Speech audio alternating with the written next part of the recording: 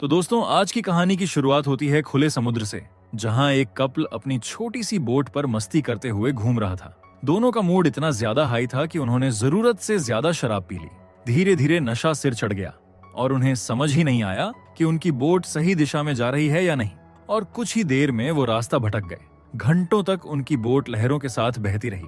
फिर अचानक उन्हें दूर समंदर के बीच एक बड़ा सा आइलैंड दिखाई दिया। उन्हें उम्मीद थी कि वहां कोई इंसान मिलेगा या कम से कम कोई ऐसी जगह होगी जहां मदद मिल सके। इसी उम्मीद के साथ उन्होंने अपनी बोट को धीरे धीरे उस आइलैंड की तरफ मोड़ा और कुछ ही देर में बोट किनारे लग गई। किनारे पर उतरते ही लड़की ने कहा कि वो आगे जाकर किसी इंसान को ढूंढती है, जबकि उसका बॉयफ्रेंड वहीं डॉक पर रुककर बोट को मजबूती से बांधने लगा। इसके बाद लड़की अकेली जंगल के अंदर चलने लगी और थोड़ी दूर जाने के बाद उसे एक बेहद अजीब जगह दिखाई दी, जहां चारों तरफ ऊंची बाड़ लगी थी। ये देखकर उसे लगा कि ये कोई मिलिट्री की जगह होगी, इसलिए उसने वहीं खड़े होकर जोर जोर से मदद के लिए आवाज लगाई, लेकिन अंदर से कोई जवाब नहीं आया। जब उसे लगा कि यहाँ कोई नहीं होगा तो वो वापस जंगल की तरफ मुड़ गई और सोचने लगी कि शायद जंगल के अंदर कहीं कोई छोटा सा शेल्टर मिल जाए। लेकिन जैसे जैसे वो आगे बढ़ी, उसे पेड़ों के बीच से अजीब सी आवाजें सुनाई देने लगी। डर के मारे वो तेजी से भागने लगी। तभी उसे लगने लगा कि कोई उसके बिल्कुल पास आ चुका है।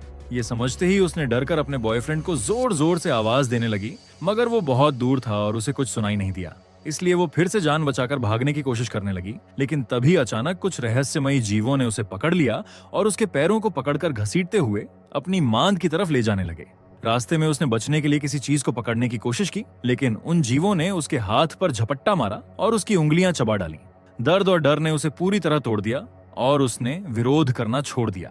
उधर उसके बॉयफ्रेंड को आखिरकार लड़की की चीखें सुनाई दी। वो घबराकर इधर उधर देखने लगा, लेकिन तब तक बहुत देर हो चुकी थी। इसके बाद कहानी शिफ्ट होती है दो भाइयों पर, मार्विन और जॉन, जो अपने छोटे से प्लेन में उसी आइलैंड पर जा रहे थे। दोनों की आपस में जबरदस्त बॉन्डिंग थी और उनके साथ उनके बचपन के दोस्त नोहा और सारा भी आए थे। इनके अलावा निक्की भी थी, जो मार्विन की गर्लफ्रेंड थी। दरअसल ये आइलैंड हमेशा से पूरी तरह खाली नहीं था। पहले यहाँ लोग रहते थे और उन्हीं में से भाइयों का एक अंकल भी इसी जगह रहता था। इसलिए सभी ने मिलकर प्लान बनाया कि इस बार वो उसी पुराने खाली पड़े घर में वीकेंड बिताएंगे, ताकि शहर की भीड़ भाड़ से दूर कुछ दिन आराम और मस्ती कर सकें। जैसे ही वो लोग वहाँ पहुंचे, मार्विन और जॉन सीधे गैरेज में गए, जहाँ एक पुराना जनरेटर रखा हुआ था। दोनों ने उसे चालू करने की कोशिश शुरू कर दी। तभी उनकी नजर अपने अंकल की पुरानी कार पर पड़ी। उन्हें लगा कि इतने सालों बाद ये कार अब पूरी तरह खराब हो चुकी होगी, लेकिन हैरानी तब हुई जब थोड़ी मेहनत के बाद कार स्टार्ट हो गई। उधर घर के अंदर सारा और नोहा अपना सामान सेट कर रहे थे।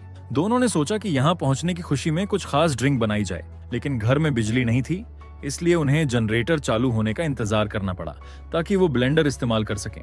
जैसे ही मार्विन और जॉन ने जनरेटर ऑन किया, सारा ने खुशी खुशी ब्लेंडर चलाया, मगर कुछ ही सेकंड में अचानक बिजली फिर से चली गई। सारा और नोहा को समझ नहीं आया कि ये क्या गड़बड़ हुई, इसलिए दोनों तुरंत बेसमेंट में फ्यूज देखने चले गए। नीचे जाते ही उन्हें एहसास हुआ कि वहां पूरा अंधेरा है, इसलिए नोहा ने अपना लाइटर जलाया और उसी की हल्की रोशनी में दोनों धीरे धीरे आगे बढ़ने लगे।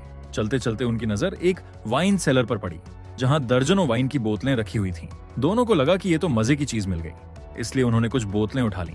फिर वो आगे बढ़े और आखिर में फ्यूज बॉक्स तक पहुंच गए, जहां एक फ्यूज जला हुआ था। नोहा ने नया फ्यूज लगाकर उसे ठीक कर दिया और उसी पल बिजली वापस आ गई। ऊपर लौटते ही सारा ने अपनी ड्रिंक तैयार की। फिर सभी लोग साथ बैठकर पीने लगे और कुछ ही देर में पूरा माहौल मस्ती और नशे में डूब गया। कुछ देर बाद सबने पानी में तैराकी भी की। फिर वो लोग घर के पोर्च पर आकर बैठ गए। वहीं जॉन ने अपना धनुष निकाला और टारगेट प्रैक्टिस करने लगा, जबकि बाकी सब उसे देखकर मजे ले रहे थे। तभी अचानक जंगल की तरफ से एक छोटा सा जर्मन शेफर्ड पपी बाहर निकल कर आया। वो इतना मासूम और प्यारा था कि उसे देखते ही सबका दिल पिघल गया और सभी को उससे प्यार हो गया। फिर रात होते होते उनकी लाई हुई शराब धीरे धीरे खत्म होने लगी। तब नोहा किचन में गया ताकि बेसमेंट से लाई हुई वाइन की एक बोतल खोल सके। वो पपी भी उसके पीछे पीछे किचन तक आ गया। अब नोहा जैसे ही बोतल खोलने लगा, वैसे ही वो प्यारा पपी अचानक अजीब तरीके से बदल गया। उसकी आंखों में गुस्सा दिखने लगा और वो नोहा पर गुर्राने लगा। नोहा डरकर पीछे हटा और भागते हुए वापस लिविंग रूम में आ गया। फिर उसने अपने दोस्तों को पूरी बात बताई। उसी दौरान पपी घर की टूटी हुई दीवार के एक छेद से बाहर निकल गया। सारा को वो पपी बहुत पसंद था, इसलिए वो बिना सोचे उसे ढूंढने के लिए बाहर निकल गई। जॉन भी उसके साथ चल पड़ा ताकि वो अकेली न जाए। फिर दोनों जंगल में गए और आखिर में उन्हें पपी दिखाई दे गया। जैसे ही वो उसके पास बढ़े, तभी झाड़ियों के पीछे से एक बड़ा कुत्ता अचानक निकल आया और सीधे सारा पर कूद पड़ा। सारा नीचे गिर गई और जॉन उसे बचाने के लिए आगे दौड़ा, लेकिन उस गुस्से वाले कुत्ते ने बिना किसी वजह सारा के पैर पर जोर से काट लिया। सारा दर्द से चीख पड़ी और उसी पल वो बड़ा कुत्ता पपी को लेकर जंगल में भाग गया। जब दोनों किसी तरह वापस घर पहुंचे तो सारा की चोट देखकर सब घबरा गए। मार्विन और निक्की को तुरंत लगा कि वो कुत्ता शायद रैबीज से संक्रमित हो सकता है, इसलिए उन्होंने साफ कहा कि अगली सुबह ही शहर लौटना जरूरी है ताकि सारा का इलाज तुरंत शुरू हो सके। लेकिन जॉन ने उनकी बात को हल्के में लिया और बोला कि इतनी जल्दी घबराने की जरूरत नहीं है, इलाज बाद में भी हो सकता है और वो लोग वीकेंड खत्म होने के बाद आराम से वापस जा सकते हैं। फिर जॉन ने यह फैसला सारा पर छोड़ दिया। सारा ने अपनी चोट को देखते हुए भी यही सोचा कि कुत्ते ने हमला सिर्फ अपने पप्पी को बचाने के लिए किया होगा। वो नहीं चाहती थी कि उसकी वजह से सबकी छोटी सी छुट्टी खराब हो जाए, इसलिए उसने तय कर लिया कि वो लोग सोमवार तक उसी घर में रुकेंगे। इसके बाद सब लोग सोने चले गए, पर रात में जॉन की नींद खुली और वो पानी पीने के लिए बाहर आया। तभी उसकी नजर खिड़की के पास खड़ी सारा पर पड़ी, जो बहुत परेशान और खोई खोई सी लग रही थी। जॉन ने उसे आवाज दी और बात करने की कोशिश की, लेकिन सारा ने कोई जवाब नहीं दिया। वो बस चुपचाप जॉन की तरफ बढ़ने लगी और जैसे ही वो उसके पास पहुंची, उसने अचानक जॉन को बहुत जोर से किस करना शुरू कर दिया। ये किस इतना अजीब और दर्दनाक था कि जॉन को तकलीफ होने लगी। जॉन ने जब दर्द में उसे रोकने की कोशिश की और शिकायत की तो सारा का चेहरा अचानक बदल गया, जैसे उसे होश आ गया हो। वो घबरा कर पीछे हटी और जॉन से दूर जाने को कहने लगी। फिर अगली सुबह जॉन ने अपना धनुष उठाया और जंगल में टारगेट प्रैक्टिस करने निकल गया। बाकी लड़के भी बोर हो रहे थे, इसलिए वो भी उसके साथ चल दिए। वहीं निक्की घर पर ही रुक गई ताकि वो घायल सारा के पास रह सके और उसका ध्यान रख सके। जंगल में काफी देर घूमने के बाद भी उन्हें कोई खास जानवर नजर नहीं आया। जब कुछ भी दिलचस्प नहीं मिला तो नोहा धीरे धीरे सबसे अलग हो गया और एक लकड़ी के लट्ठे पर बैठकर अपना कैमरा साफ करने लगा। वो जैसे ही लेंस साफ कर रहा था तभी उसे आसपास से गुर्राने की आवाजें सुनाई देने लगीं। नोहा ने घबराकर चारों तरफ देखा तो उसके होश उड़ गए, क्योंकि कई कुत्ते उसे चारों ओर से घेर चुके थे। अपनी जान बचाने के लिए नोहा तुरंत भागने लगा। वो तेजी से जंगल के अंदर दौड़ता रहा, लेकिन भागते भागते उसका पैर एक जड़ से टकराया और वो गिर पड़ा। उसी वक्त उसके दोस्त उसे ढूंढते हुए वहां पहुंच गए। नोहा ने घबराहट में जल्दी से उन्हें बताया कि इस जगह पर कुत्ते बहुत ज्यादा हैं। इतनी ही देर में उनके पीछे वही आदमी आ गया जिसकी गर्लफ्रेंड पहले जंगल में घसीटकर मार दी गई थी। उसने डरते हुए कहा कि ये कुत्ते किसी को भी इस आइलैंड पर नहीं रहने देना चाहते, लेकिन वो अपनी बात पूरी भी नहीं कर पाया। और तभी एक बहुत बड़ा कुत्ता उस पर कूद पड़ा और उसे ढलान की तरफ गिरा दिया। उसी पल पूरा झुंड उस आदमी पर टूट पड़ा और उसे जिंदा खा गया। ये खौफनाक नजारा देखकर मार्विन, जॉन और नोहा की सांसें अटक गईं और वो डर के मारे दौड़ते हुए घर की तरफ भागने लगे। जैसे ही वो लगभग घर के पास पहुंचे, उन्होंने देखा कि जो लड़कियां पानी में थीं, उन पर भी कुत्ते हमला करने के लिए तेजी से बढ़ रहे थे। लेकिन जैसे ही वो घर के अंदर घुसने वाले थे, तभी एक कुत्ता निक्की के पैर पर झपट पड़ा और उसकी पैंट पकड़कर उसे जोर से खींचने लगा। निक्की को बचाने के लिए जॉन ने तुरंत अपना धनुष उठाया और तीर चला दिया, मगर निशाना चूक गया और तीर कुत्ते की जगह निक्की की पैर में जा लगा। निक्की दर्द से चीख उठी, लेकिन उसी झटके में कुत्ता डरकर पीछे हट गया और वो किसी तरह बच गई। अब सब लोग भागकर घर के अंदर पहुंचे। अंदर आते ही मार्विन ने जल्दी से प्लास निकाला, तीर का हिस्सा तोड़ा और धीरे धीरे उसे निकालकर निक्की के पैर पर पट्टी बांधने लगा। उसी वक्त सबके दिमाग में एक ही सवाल घूम रहा था कि आखिर ये जगह इतनी सुनसान क्यों हो गई थी और यहाँ इतना खौफनाक सब कुछ कैसे हो रहा था।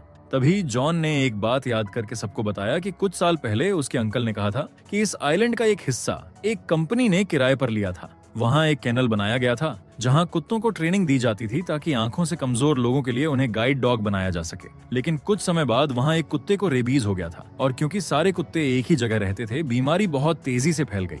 फिर कई संक्रमित कुत्ते ट्रेनिंग सेंटर से भाग निकले और पूरे आइलैंड में फैल गए। हालात बिगड़ते देख केनल बंद कर दिया गया और वहाँ रहने वाले सभी लोगों को भी हटा दिया गया। तभी से ये आइलैंड सुनसान बन गया था। लेकिन जॉन को एक बात अब भी समझ नहीं आ रही थी कि अगर रेबीज 1 साल पहले फैल चुका था तो इतने समय में ये कुत्ते मर जाने चाहिए थे, फिर ये अब तक जिंदा कैसे थे।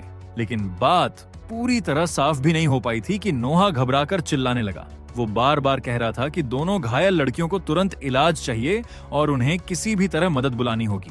मगर उसकी तेज आवाजें सुनते ही अचानक एक कुत्ता खिड़की से छलांग लगाकर अंदर घुस आया और सीधे नोहा पर टूट पड़ा। नोहा जमीन पर गिर गया और सब लोग चीख पड़े। फिर कुत्ता नोहा को छोड़कर उठ खड़ा हुआ और उसकी नजर सीधे सारा पर टिक गई।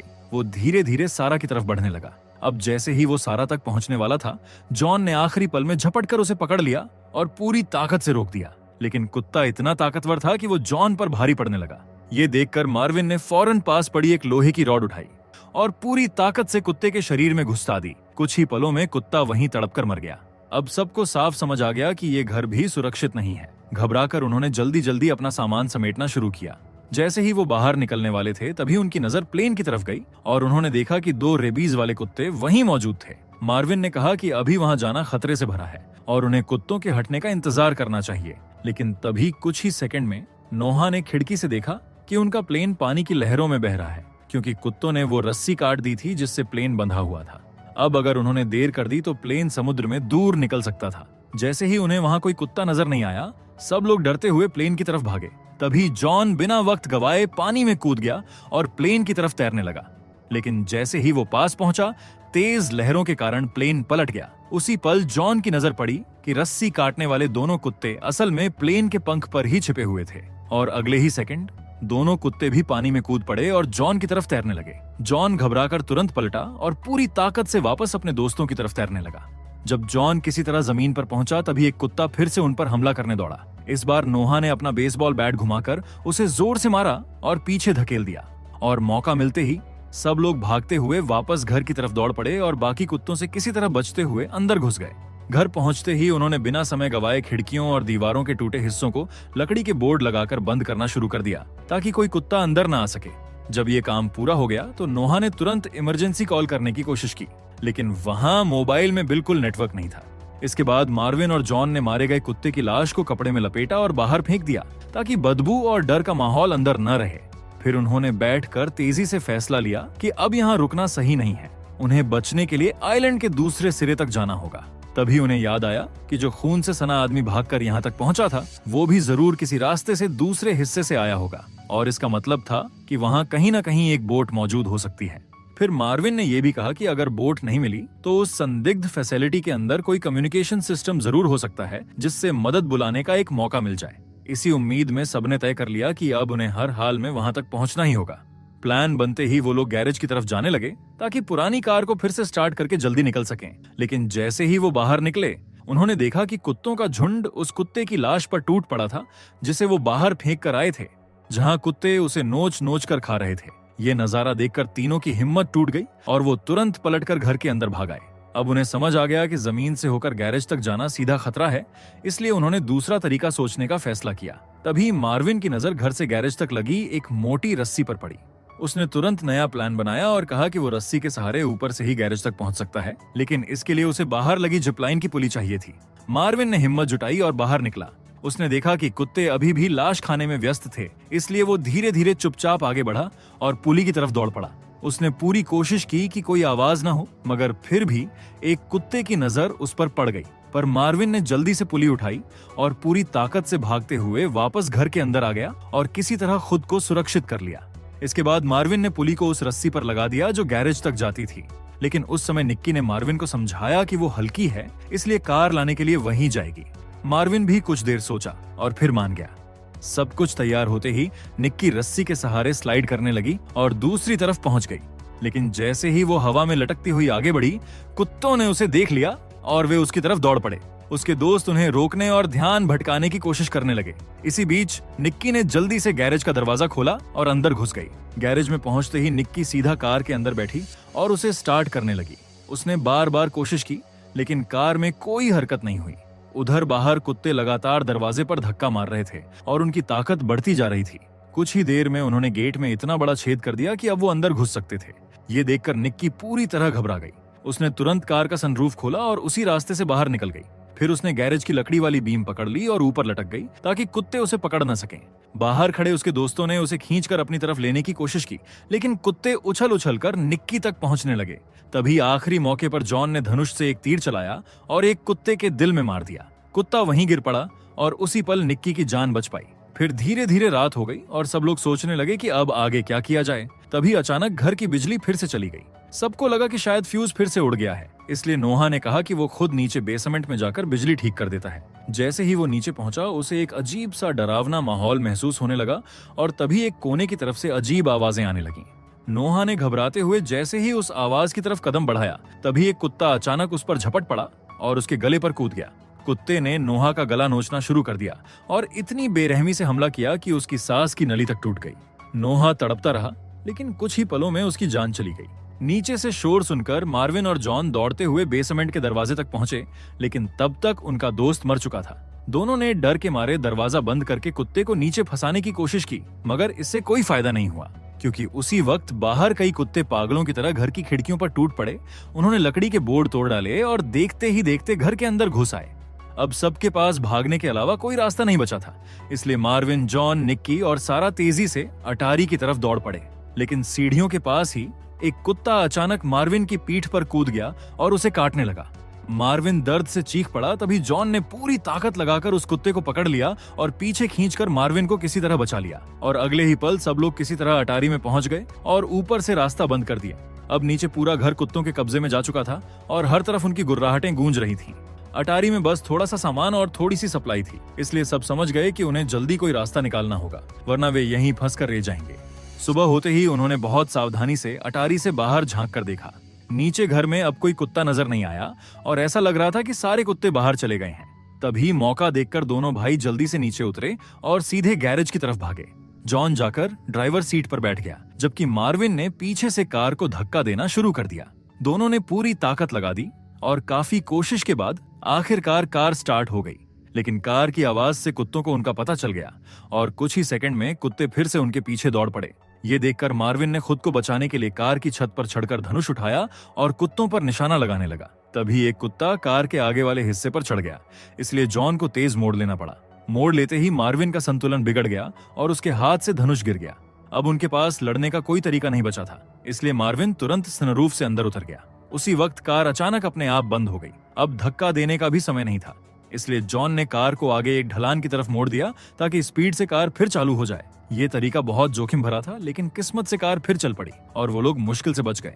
अब कार चलती रही और दोनों भाई वापस घर की तरफ लौटने लगे, लेकिन रास्ते में एक खूंखार जर्मन शेफर्ड ने अचानक खिड़की में छलांग लगाई और मार्विन को काटने ही वाला था। तभी जॉन ने कार को साइड में मोड़ा और वो कुत्ता एक पोल से टकरा गया। इससे मार्विन बच गया। इसके बाद दोनों भाई किसी तरह वापस घर पहुंचे, लेकिन वहां पहुंचते ही उन्होंने देखा कि सारा पूरी तरह टूट चुकी थी। वो इतनी डरी हुई थी कि उसने अब बचने की कोशिश ही छोड़ दी थी और उनके साथ भागने को भी तैयार नहीं थी। जॉन उसे समझाने के लिए उसके पास जाने लगा। तभी उसी वक्त कमरे के अंदर एक कुत्ता घुस आया। ये देखकर सारा ने जॉन से कहा कि वो खिड़की से निकलकर भाग जाए और वो खुद कुत्ते से लड़ लेगी। जॉन नहीं चाहता था कि सारा अकेली रहे, लेकिन हालात ऐसे थे कि उसे मजबूर होकर खिड़की से कूदना पड़ा। तभी कुत्ता सारा की गर्दन पर झपटा। सारा ने बचाव के लिए अपना हाथ आगे कर दिया और कुत्ते को रोका। फिर उसने पूरी ताकत लगाकर कुत्ते को खिड़की से बाहर फेंकने की कोशिश की, लेकिन वो खुद भी उसके साथ गिर गई। नीचे गिरते ही दोनों एक लकड़ी के नुकीले खंभे पर जा गिरे और वहीं उनकी जान चली गई। सारा को मरता देखकर मार्विन, जॉन और निक्की कुछ भी नहीं कर पाए। वो बस बेबस होकर खड़े रह गए और उन्हें समझ आ गया कि अब सारा को बचाना नामुमकिन था। हालात इतने खतरनाक हो चुके थे कि तीनों ने बिना वक्त गवाए कार में बैठकर आइलैंड के दूसरे हिस्से की तरफ भागना शुरू कर दिया। दूसरी तरफ पहुंचकर तीनों ने उस बंद और रहस्यमयी फैसिलिटी में घुसने का फैसला किया। उन्हें उम्मीद थी कि वहां कोई रेडियो होगा जिससे वो मदद बुला सकें, लेकिन अंदर जाकर उन्हें एक बड़ा सच पता चला कि वो जगह कोई केनल नहीं थी। वो एक लैब थी जहां जानवरों पर प्रयोग करके उन्हें लड़ाई के लिए तैयार किया जा रहा था। और उन्हें यह भी पता चला कि वे कुत्ते रेबीज से संक्रमित नहीं थे, बल्कि वैज्ञानिकों ने उनका जीन बदलकर इतना खतरनाक बना दिया था कि वो पूरी तरह बेकाबू हो गए थे। जब रिसर्चर्स को लगा कि उन्होंने बहुत बड़ी गलती कर दी है, तो उन्होंने उन जानवरों को मारने की कोशिश की, लेकिन वो कुत्ते अब बहुत ताकतवर और चालाक बन चुके थे। तब वैज्ञानिकों को समझ आ गया था कि यहाँ रुकना मतलब मौत को बुलाना है, इसलिए उन्होंने आइलैंड खाली कर दिया और इसी वजह से आइलैंड पर और कोई जानवर भी नहीं बचा था, क्योंकि सबको इन कुत्तों ने खत्म कर दिया था। इसके बाद तीनों रेडियो रूम तक पहुंच गए। फिर उन्होंने रेडियो के जरिए संपर्क करने की कोशिश की, लेकिन बार बार ट्राई करने पर भी कोई सिग्नल नहीं मिला। तभी निक्की ने खिड़की से बाहर देखा और उसे पता चला कि ट्रांसमीटर टावर का केबल कटा हुआ था। ये देखकर जॉन ने कहा कि वो बाहर जाकर वायर जोड़ देगा। फिर वो बाहर निकला और टावर पर चढ़ने लगा। ऊपर से उसे एक बोट भी दिखाई दी जो डॉक के पास बंधी हुई थी। फिर जॉन ने सिग्नल दिया तो निक्की ने अंदर जाकर रेडियो की रेंज बढ़ाने के लिए एम्पलीफायर ऑन कर दिया, लेकिन जैसे ही उसने बटन दबाया अचानक शॉर्ट सर्किट हो गया और वायरिंग में आग लग गई। उसी वक्त जॉन को भी जोर का झटका लगा और वो टावर से नीचे गिर पड़ा। वो जिंदा बच गया, लेकिन बहुत बुरी हालत में था। उधर आग फैलने लगी और पूरे इलाके में धुआं भरने लगा। तभी कुत्तों ने उन्हें ढूंढ लिया। उन्होंने बाड़ के नीचे खुदाई करके अंदर घुसने की कोशिश की और जॉन पर हमला कर दिया। ये देखकर मार्विन ने बेसबॉल बैट उठाया और बाहर दौड़ पड़ा। वो कुत्तों से लड़ने लगा। ताकि जॉन बच सके। उधर अंदर निक्की ने एक गैस सिलेंडर देखा। उसने उसका वाल्व खोल दिया और गैस को कमरे में फैलने दिया। जब उसे लगा कि गैस काफी फैल चुकी है तो उसने दरवाजा खोल दिया ताकि गैस आग तक पहुंच जाए। जैसे ही गैस आग से मिली, एक बड़ा धमाका हुआ। उस धमाके में अंदर मौजूद कई कुत्ते जलकर मर गए। बाहर मार्विन और जॉन चारों तरफ से घिर चुके थे। उन्हें लग रहा था कि अब बचने का कोई मौका नहीं है। तभी निक्की कार लेकर वहां पहुंची। उसने कार से कई कुत्तों को कुचल दिया और दोनों को बचा लिया। अब तीनों कार में बैठे थे और उन्हें बोट की लोकेशन पता थी। वो तेजी से उसी तरफ गए और कार को सीधे पानी में उतार दिया। कुत्ते पीछे पीछे दौड़ते आए, लेकिन तब तक तीनों डूबती कार से बाहर निकल चुके थे और वो तैरकर डॉक तक पहुंचे और जल्दी से बोट पर चढ़ गए। इसके बाद उन्होंने बोट स्टार्ट की और आइलैंड से भाग निकले। पीछे दूर किनारे पर कुत्ते खड़े होकर उन्हें देखते रहे। कुछ देर बाद जब वो समुद्र के बीच पहुंच गए तो उन्हें लगा कि अब वो सुरक्षित हैं। लेकिन तभी एक भयानक सच सामने आया कि उसी बोट पर कहीं एक खूंखार कुत्ता छिपा हुआ था। और इसी डर के साथ ये कहानी यहीं खत्म हो जाती है। अगर आपको एक्सप्लेनेशन अच्छा लगा हो तो वीडियो को लाइक और कमेंट जरूर करें। ऐसी ही और मजेदार और अनोखी कहानियों के लिए चैनल को सब्सक्राइब करना ना भूलें।